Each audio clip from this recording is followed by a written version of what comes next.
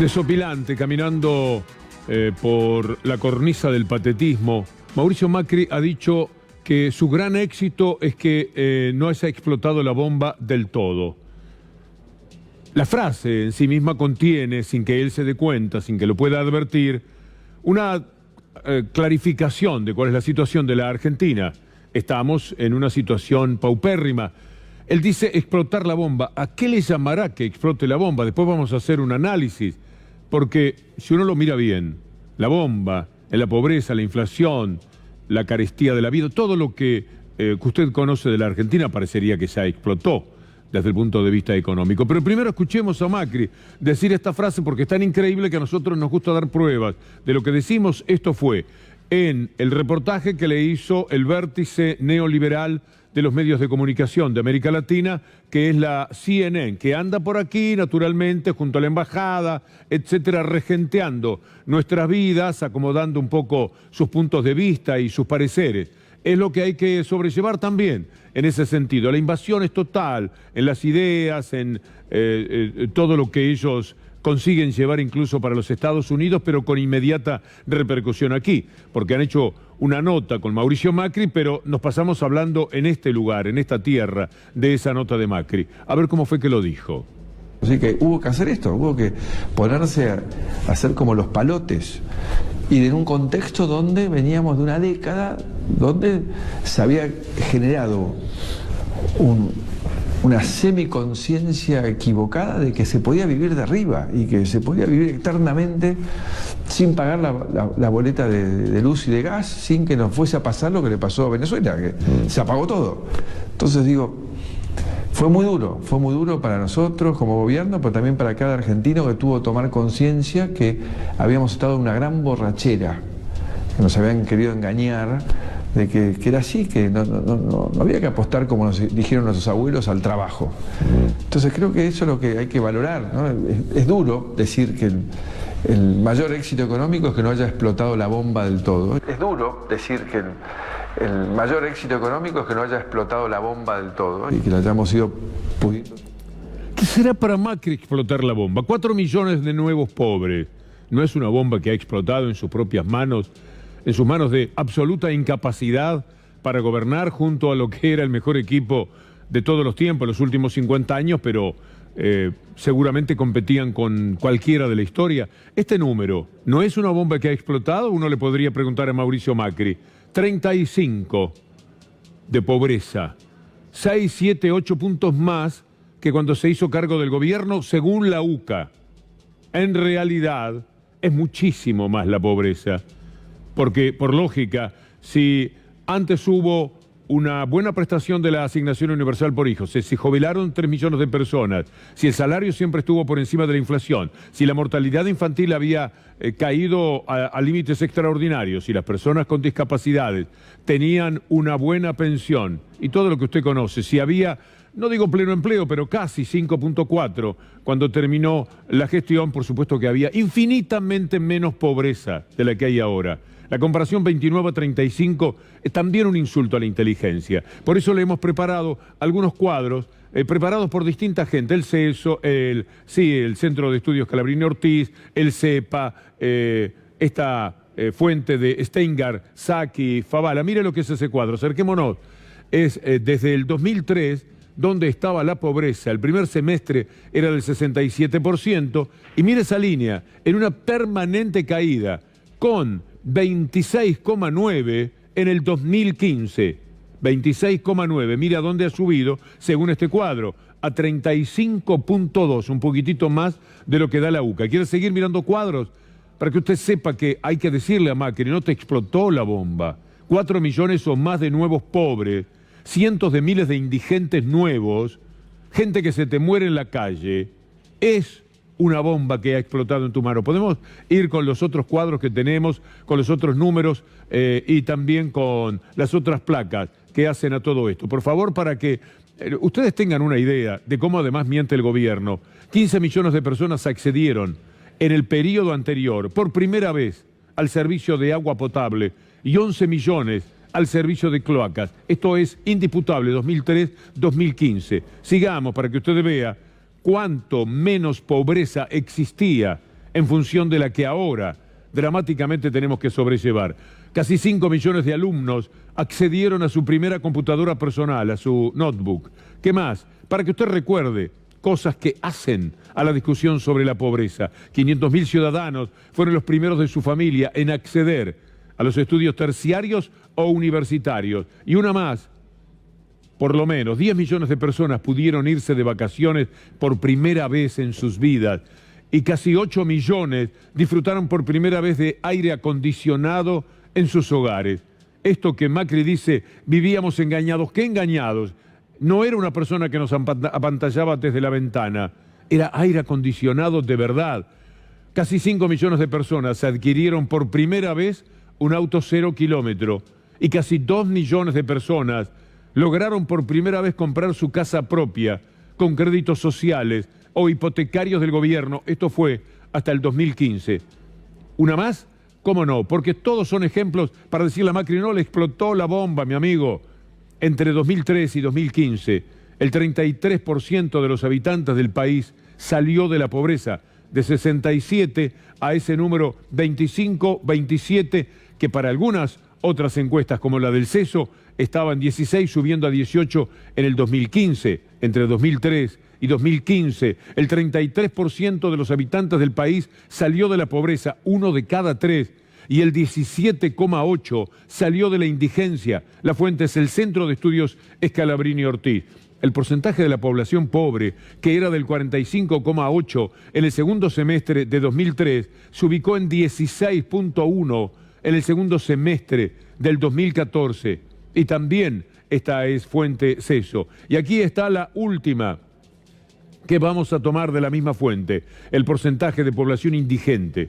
Aquellos que no acceden a una alimentación mínima, que era del 19,4% en 2003, estaba en 5,1% hacia finales del 2014. Entonces sí que sabíamos de pobreza. Lo que el otro día pretendió ignorar Rodríguez Larreta en una nota que se le hizo aquí en C51, cuando Juana Morín le pregunta, ¿cómo pueden explicar a la gente que ustedes quieren seguir en el mando con todo lo que les ha pasado en términos de pobreza? Y mire la pobre respuesta ofrecida por Rodríguez Larreta.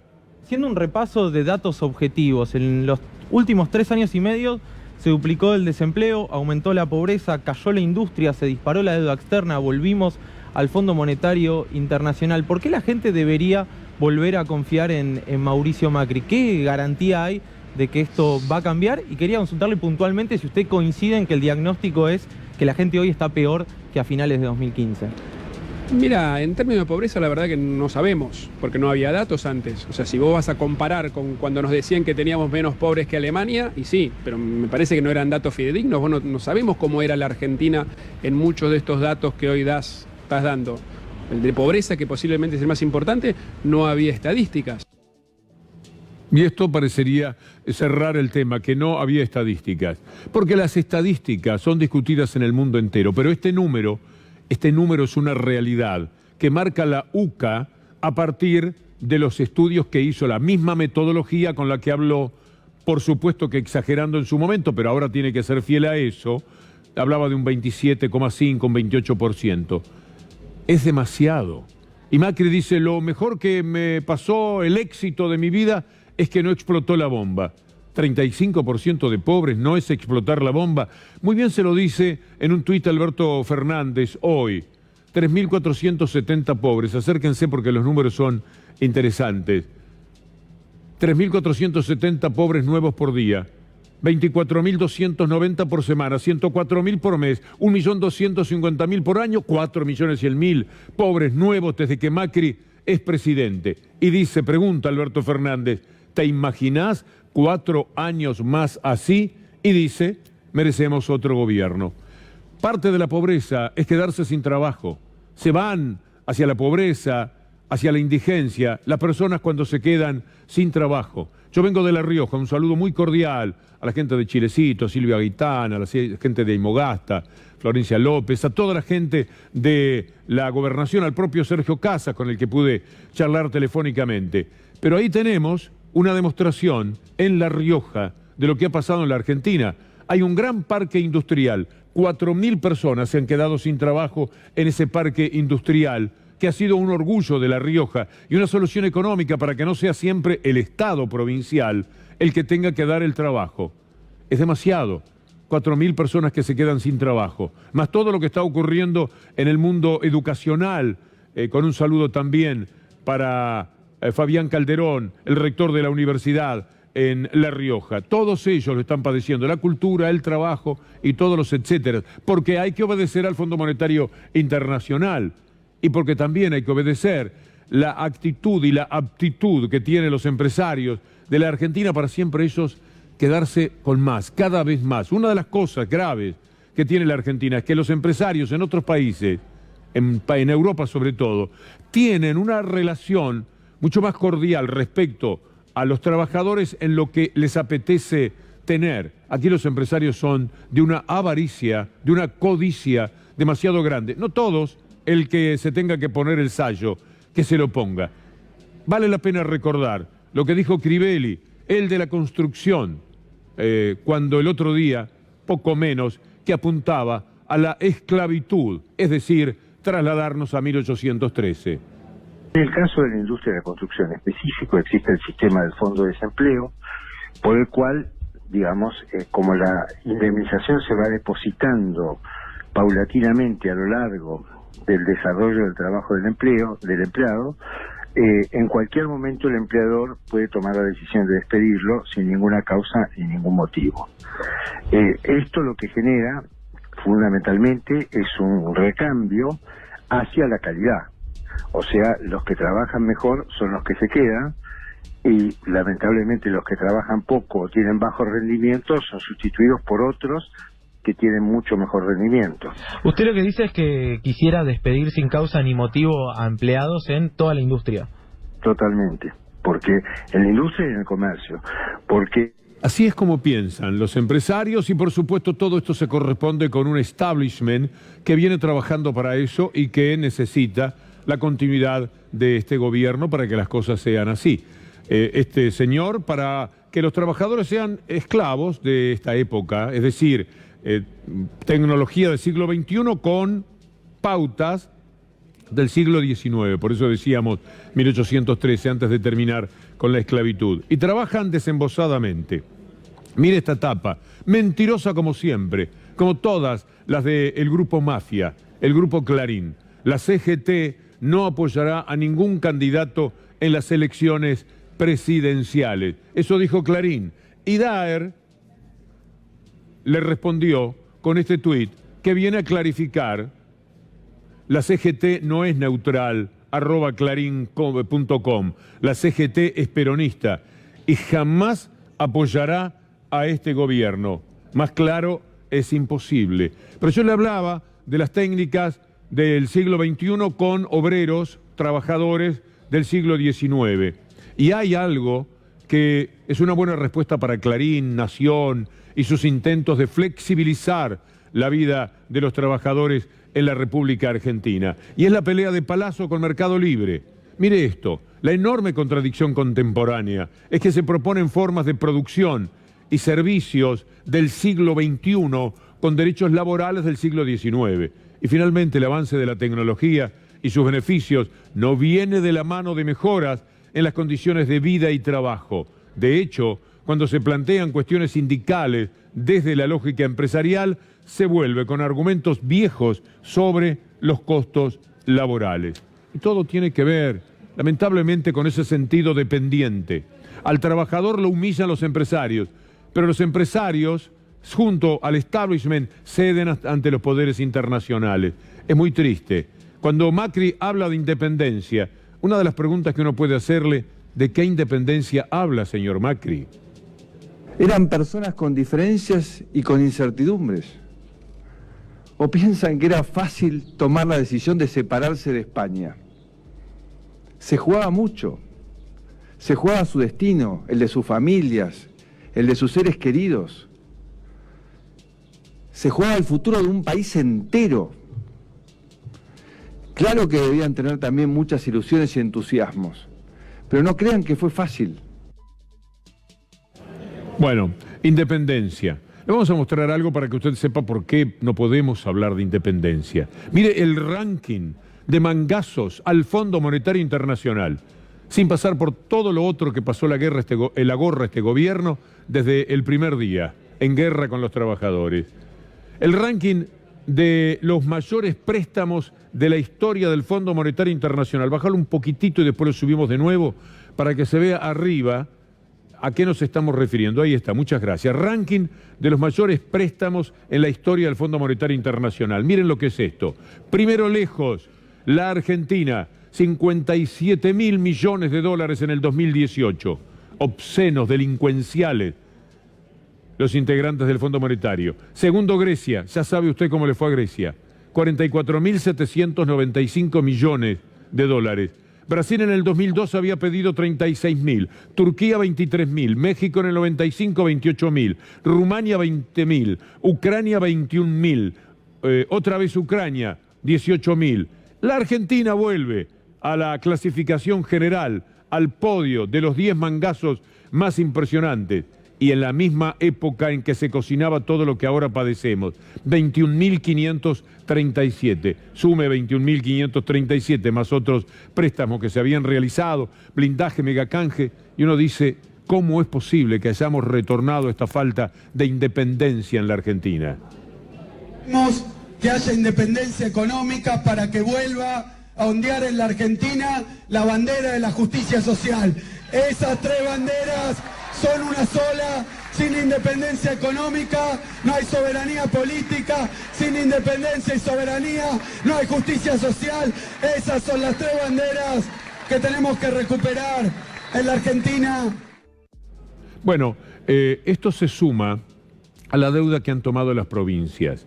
Lo de la provincia de Buenos Aires es impresionante, pero antes que eso, para justificarla, para tener 4.000 millones de dólares más de deuda, todo en dólares, fue necesario que los fondos aportados al fondo del conurbano fueran menos que en el 2015. Aunque a usted le parezca mentira, si tomamos la inflación, el desgaste, la realidad en esa discusión que ahora tiene Kicillof con la gobernadora, las transferencias totales de nación a provincia de Buenos Aires, 2018 versus 2015, es 2% menos ahora. Una suba de 154% contra, es decir, 154% más en números directos de lo que aporta Nación al fondo del conurbano. Pero la inflación fue del 159%. Entonces, en realidad estamos en una derrota. Y mire esta otra placa, que tiene que ver con la deuda contraída por la provincia de Buenos Aires. ¿Cómo va a ser para pagarla? ¿Cómo se animaron? ¿Por qué lo han hecho? No les ha importado absolutamente nada el futuro de la Argentina. 4.400 millones de dólares.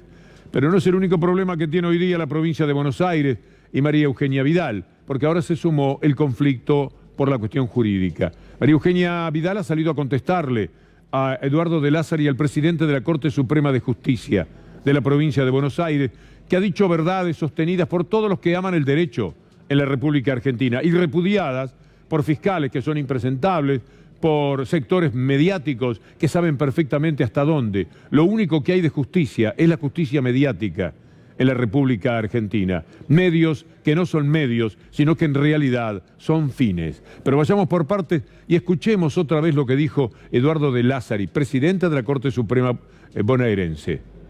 Hay otro dato de la realidad que se podría denominar el abuso del proceso judicial penal. Estoy hablando de causas armadas artificialmente. Estoy hablando de abuso de testigos de identidad reservada, de arrepentidos, de factores de presión que inducen, fomentados y fogoneados por ciertos medios de prensa, a dictar condenas mediáticas y que llevan a un panorama sinceramente deplorable, en donde influyentes de todo tipo, espías, traficantes de escuchas telefónicas, con ciertas complicidades de algunos magistrados y miembros del Ministerio Público, terminan por generar un panorama que es absolutamente preocupante. El punto es que el Poder Judicial debe tener el rol de poder del Estado que lamentablemente ha perdido. No puede ser el tributario de los otros.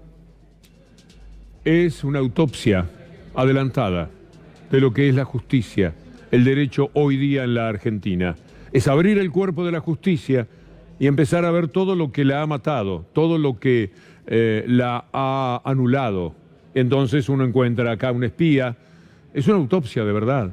Acá un medio de comunicación que presiona a un juez, a una cámara, a una Corte de Casación, a la propia Corte Suprema de Justicia, porque ellos son en realidad los que mandan. Y después se rasgan las vestiduras diciendo, pero ¿cómo, de qué causas armadas habla? De estas, por ejemplo. La causa Bidone estuvo armada, la causa Carzoglio estuvo armada, la causa GNL, Casanello por la reunión en Olivos, Fariña y la preparación para la obra pública realizada entre el ministro de Justicia y el resto del gobierno, D'Alessio y la mafia de los contenedores, cuadernos y arrepentidos coaccionados, la causa Bonadío en el operativo PUF, tratando de desbaratar con esa imbecilidad jurídica lo que era un hecho, y lo es todavía, un hecho tan perturbador para el gobierno como lo que está haciendo en estos momentos el juez Ramos Padilla. Por supuesto salieron a contestarle. Hay un personaje que es Rívolo. Rívolo es el 2 de Stornelli. Si Stornelli es el titular, imagínese cómo es el suplente o el número 2. Bueno, sacó un comunicado que no vale la pena ni nos acerquemos con la cámara. Por supuesto enojados con lo que dijo De Lázari, porque De Lázari corrió el velo, levantó el tul, por así decirlo, en realidad es una sábana muy gruesa, que está cubriendo todas las verdades que tenemos para decir en materia jurídica. Pero además de los fiscales, con Rívolo a la cabeza, lo que es más importante, salió también a, bueno, si tiene pruebas, póngalas sobre la mesa. Ella sabe que eso es imposible y sabe perfectamente de lo que habla Lázari. Estoy hablando de la gobernadora María Eugenia Vidal. Ahí está lo que ella le reclama a De Lázari. Si el presidente de la Corte de la provincia de Buenos Aires cree que hay causas armadas y que hay persecuciones, lo tiene que denunciar, está obligado a denunciarlo. Y él como presidente de la Corte lo sabe mejor que nadie. A esto hay respuestas, porque ellos jugaron su partido, los medios, por supuesto, la gobernadora, los fiscales, Comodoro Pro, Comodoro Pus, como usted quiera decirle, jugaron inmediatamente su partido. Pero hay gente que tiene, y esto es muy aliviador, por ejemplo, un juez de casación bonaerense muy importante como Víctor Violini, que en este marco, en este contexto, dijo: entonces muchos jueces tienen miedo porque si fallan de diferente manera, terminan, una vez que dieron el fallo, terminan con un jury. Entonces muchos jueces tienen miedo de perder su trabajo y hacen, lamentablemente, lo que no deberían hacer como jueces. Es decir, dejarse llevar por los medios y dictar sentencia acorde a lo que piden los medios. Bueno, esto es lo que dice Violini, en una jornada en la que, para completar el panorama, Stornelli le pide a la Corte Suprema de Justicia que lo libere de la condición de rebelde. ¿Cuáles son los argumentos? ¿Por qué lo hace? 6 veces se ha negado a concurrir a un juzgado, él que es un hombre de la justicia. Lo declararon en rebeldía y también la propia Corte, y él va a reclamarle a la Corte para que lo saquen de la condición de rebelde. ¿Qué camino podría recorrer la Corte? No piense que lo está intentando en serio. Es otra trampa de este tramposo que se llama Carlos Stornelli. Él sabe que la Corte no le puede decir: lo liberamos al señor Stornelli de la condición de rebelde, vaya tranquilo para su casa. No, lo que quiere es tiempo y otro pretexto para no presentarse ante Ramos Padilla, porque mientras esto se tramite, y esta Corte es capaz de tener un tiempo largo, la tramitación, como hay un trámite jurídico de por medio, él puede decir: no voy porque tengo un recurso planteado frente a la Corte Suprema de Justicia. Son capaces de cualquier trampa. Me gustaría escuchar un poco más al doctor Violini. ¿Es posible? Eso se ha llamado a indagatoria en varias oportunidades a un fiscal de la Nación, el doctor Stornelli, y no se ha presentado, cuando realmente es descabellado esto, porque cualquier persona, una persona común, que es llamado de indagatoria y no se presenta, lo van a buscar a los 10 minutos con la policía y lo traen adelante del fiscal esposado. Vivimos en un mundo muy extraño, donde todo es posible. alguien que se suicida, convertirlo en un asesinado. Decir que alguien tiene una cuenta en el exterior, no existe ni el banco. Y así sucesivamente. Nos hemos acostumbrado a que un presidente pueda decir, vayan 2 de mis muchachos a la Corte Suprema de Justicia, así a dedo, intentarlo. Nos hemos acostumbrado absolutamente a todo, hemos naturalizado muchísimas cosas. Si hiciéramos un relevamiento de todo lo que ha pasado, yo creo que hay no menos de 250 líneas que podemos contar de la Argentina de este tiempo, 250 hechos que hemos naturalizado y que cuando ocurrieron dijimos, pero parece mentira que se animen a esto. Parece cuento que el canciller, el señor que lloraba el otro día por el acuerdo brillante que habían hecho con la Unión Europea, un acuerdo que si se pusiera en práctica sería dentro de 2 años, que si se pone en práctica sería llevar materia prima para allá y traerlo manufacturado para acá. O sea, siempre una tremenda derrota para los industriales en la Argentina, pero como lo que les interesa es un país agro y no un país industrial, para ellos viva la jauja. Bueno, vamos a ver entonces qué es lo que dijo el canciller Faurie. Ahí está. Esta elección es una cosa que emitió para el mundo. Esta elección se ve un poco brumoso. Esta elección es la más importante desde el regreso a la democracia del 83. Los argentinos que viven en el exterior pueden participar con su voto por correo por primera vez y ser decisivos para defender el cambio que estamos llevando a cabo. Esto sí que es animarse a todo, ¿eh? Usar la Cancillería para pedir el voto no es poca cosa, mi amigo. Bueno, lo naturalizamos. Mañana ya estaremos en otro marco para seguir viendo cuánto se miente en la Argentina de hoy en materia política. El líder es Mauricio Macri, solo derrotado por Trump, que cuenta el Washington Post, tiene 10.000 mentiras dichas. Se las contaron. Ante 10.000 mentiras, nosotros no podemos presumir de que Macri esté en condiciones de ganarle. Debe perder como por 9.000 por lo menos. O sea que casi que es un elogio. Le vamos a mostrar cómo Macri miente más cuando está sucio. Cuando él ha hecho algo que sabe que es deshonesto para el país, que está robando al país, es cuando él miente de una manera más particular, una especie de Raskolnikov que cuenta algo, suelta algo suelta prenda de lo que ha estado haciendo, pero finalmente no define. Mire, Macri perdonó a su familia una deuda por 70.000 millones del Correo Argentino, una deuda que iba a llegar a 70.000 millones, una deuda que llevaba más de 15 años, que ellos traban en tribunales. Han hecho cualquier cosa, sacaron dinero que no podían sacar después de los fallos, mintieron a través de los funcionarios que los acompañaban, todos decían una cosa, Macri decía la otra. Míralo a Macri mentir sobre el correo ahora. Alrededor del tema correo se hablaron y se dijeron muchas cosas en los últimos días. Muchas que no son verdad, con mala intención. Pero bueno, ya estamos en un año electoral. Pero también tengo que reconocer que faltó algo de mi parte. No pensamos un mecanismo para controversias judiciales como esta, que existe entre el Correo y el Estado, donde el concesionario del Correo era mi padre. No previmos un mecanismo de difusión y discusión de lo que se estaba haciendo. Por eso yo lo he instruido al doctor Aguad a que volvamos a foja cero, porque lo bueno es que no hay ningún hecho con... Como los chicos, empecemos de nuevo. Así no basta, está bien, tenés razón, pero empecemos de nuevo. Es increíble, así se comporta. El mecanismo de la mentira funciona de una manera especial cuando él está sucio por algo. Los Panama Papers, por ejemplo. Esos Panama Papers que La Nación, Clarín, Paul Singer, los periodistas de Clarín, de Nación, buscaban por todos lados. ¿Se acuerdan? ¿Dónde estaban las cuentas? Buscaban en Las Vegas, buscaban en Seychelles, buscaban por todo el mundo. Le pasaban peine fino con Paul Singer, que de los bancos sabe absolutamente todo, con la Cancillería, con lo que fuere. Nunca encontraron nada, mala suerte. Encontraron 50 cuentas, por lo menos, de Mauricio Macri y cientos de cuentas que tienen que ver con el establishment económico. En otros países, mire, el presidente Macri otra vez envuelto en los Panama Papers, tenemos varios títulos, pasémoslos rápidamente. El caso del mandatario volvió a ser tema de debate en un evento de transparencia internacional, el asunto llegaba lejos. Si quieren mostramos alguno más de los títulos. No, este es otro, lo retenemos. Escuchémoslo a Macri mentir sobre los Panama Papers.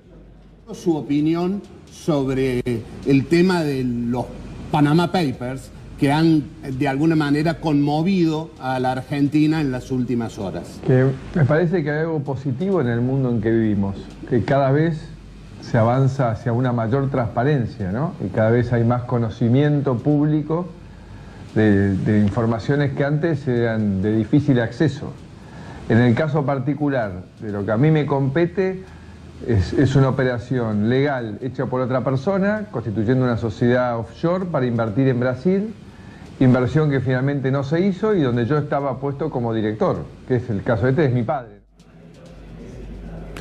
Bueno, es decir, el esfuerzo en la mentira parece mayor. Hay algo que lo lleva a ese comportamiento. Mirá lo que pasa con el tema de los aviones. Macri vende, su familia, Macair, que era una empresa de 3 o 4 aviones que alguna vez levantaban vuelos, llevaban a la gente casi carreteando. Se llama Avianca y le dice, tengo una empresa que es una locura, pero sobre todo soy el presidente y tengo la posibilidad de darles a ustedes todas las líneas que necesiten. Así que, si ustedes compran Avianca, compraron los de Avianca, Macair, el mismo gerente que tenía Macair pasó a ser gerente en Avianca, es decir, esas cosas que las hacen explícitamente, corrupción explícita. Y entonces Macri, un día, sabiendo lo que ha hecho con los aviones y lo que ha hecho Lopetegui con LAN y cada uno de ellos con ciertas low cost, se planta y dice... ¿No? Cuando yo les he hablado estos meses, estos años de la revolución de los aviones, es una revolución porque son 5.000 personas que hoy están trabajando en esta industria para prestarle servicio a los argentinos, a los extranjeros que nos visitan, pero es una revolución en cada destino. Una revolución. Después, por ejemplo, podemos tomar el tema del blanqueo. Él le habla a las personas de edad, le dice que va a haber una reparación histórica, y todo lo que quería era blanquear, lavar el dinero de su hermano, de su amigo Caputo, de Mindlin, hasta donde sabemos, gracias al periodista Horacio Berbisky, que en su momento publicó lo que aquí está señalando Tiempo Argentino, un hermano de Macri, un primo de Peña Brown, el hermano de vida Nicky Caputo, el alegado comprador de la empresa familiar, Marcelo Mindlin, un cuñado de Clusellas, bloquearon 132 millones de dólares. Gianfranco Macri blanqueó 5 veces más de lo que declaró Mauricio. ¿Sabe qué ha hecho más dinero? Decía Berbisky con sorna. El fiscal investiga la omisión maliciosa de la declaración jurada presidencial. Bueno, habían hecho una verdadera locura. Un decreto de Macri para que su familia diga que tiene tanto dinero afuera. Para salvarse. Porque el mundo andaba buscando ese dinero, lo buscaba Merkel, lo busca el presidente de Francia, Theresa May, aquellos países donde se dieron cuenta que los ricos sacaban demasiado dinero y no estaban pagando los impuestos. Entonces dijeron, no, esto no va. Así que vamos a ir contra los paraísos fiscales. En los paraísos fiscales, el país que debe tener más plata en términos relativos es seguramente la Argentina. Y pusieron barbas en remojo y dijeron, bueno, vamos a blanquear. Todo el blanqueo es para huir de que les descubrieran esas cuentas en la investigación que se estaba haciendo por todo el mundo, porque ellos sí tenían cuentas, las que no encontraban de otros y buscaban por todos lados, las tenían ellos. Entonces, después que se sabe lo que Berbisky denunció, todo lo que habían anunciado que tenían de dinero afuera, Macri, compulsivo para la mentira, pero en este caso tocado, dirá una breve mentira, en este caso, de las muchas que ha dicho sobre este tema, ante la pregunta de una periodista internacional.